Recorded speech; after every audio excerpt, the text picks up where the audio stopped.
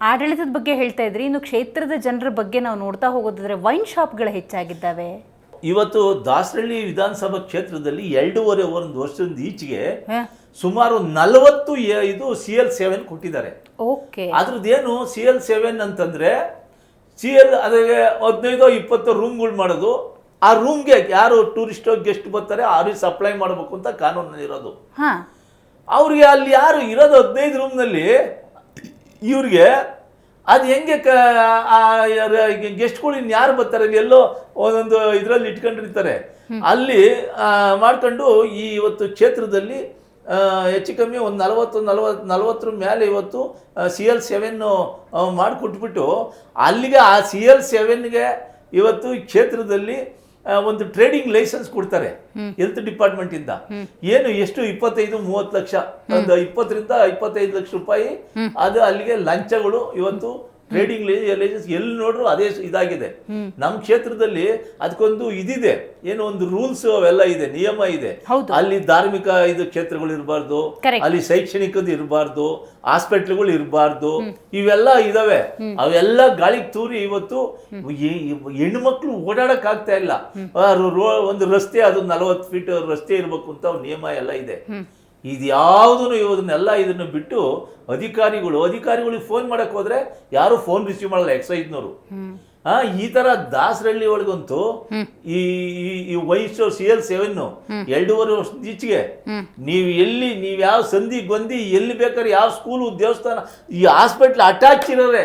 ಈಗೇನು ನಮ್ಮ ಕ್ಷೇತ್ರದಲ್ಲಿ ಎಲ್ಲಿ ಜನಪ್ರತಿನಿಧಿ ಅಂತ ಇದಾರಲ್ಲ, ಈಗ ಇವ್ರು ಅವ್ರ ಮನೆಯವ್ರಿಗೆ ಅವ್ರ ಅಳಿ ಮೈದರಿಗೆ ಅವ್ರಿಗೇನೆ ಒಂದು 7-8 ಲೈಸೆನ್ಸ್ ಮಾಡಿ ಇಟ್ಕೊಂಡವ್ರು ಇವಾಗ ಬೇನಾಮಿ ಹೆಸರಿಗೆ, ಅವ್ರ ಹೆಸರಿಗೆ.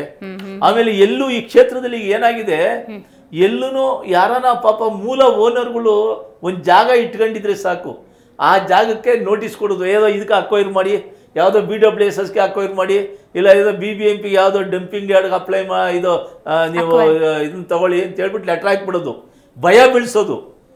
ಈ ಕ್ಷೇತ್ರದಲ್ಲಿ ಯಾರೂ ನೆಮ್ಮದಿಯಾಗಿ ಅಲ್ಲಿ ಒಂದು ಜಾಗ ಇಟ್ಕೊಳಂಗಿಲ್ಲ, ಒಂದು ಬಿಸ್ನೆಸ್ ಮಾಡಂಗಿಲ್ಲ, ಒಂದು ಮನೆ ಕಟ್ಟಂಗಿಲ್ಲ, ಯಾವುದೋ ಒಂದು ಅಪಾರ್ಟ್ಮೆಂಟ್ ಕಟ್ಟಂಗಿಲ್ಲ, ಯಾವುದೋ ಒಂದು ಸ್ಕೂಲ್ ಕಟ್ಟಂಗಿಲ್ಲ.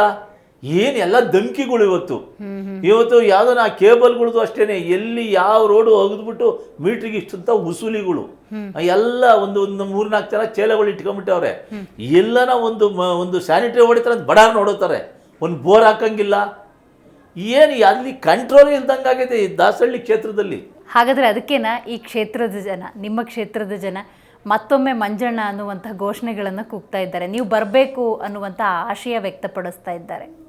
ಈಗ ಮೇಡಮ್ ಅದು ನಾನು ಹೇಳ್ಕೊಂಡು ಬೇಡ, ನೀವು ಪಬ್ಲಿಕಲ್ಲಿ ಈಗ ನೀವು ಅದು ಆ ಮಾತು ನೀವು ವಿಚಾರ ಕೇಳಿದಿರಲ್ಲ ನೋಡಿ, ಮತ್ತೊಮ್ಮೆ ನೀವು ಕ್ಷೇತ್ರದಲ್ಲಿ ಜನಗಳು ನೀವು ಯಾರನ್ನೇ ನೀವು ಮಾಧ್ಯಮದವ್ರು ನಿಮಗೆಲ್ಲ ಗೊತ್ತಿರ್ತದೆ ಕೇಳಿ.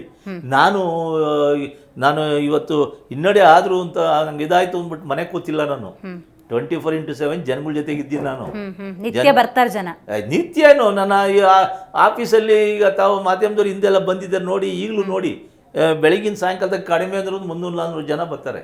ಫೋನ್ಗಳಿಗೆ ಟಚ್ಚಲ್ಲಿ ಇರ್ತಾರೆ, ಮನೆ ಹತ್ರ ಬರ್ತಾರೆ.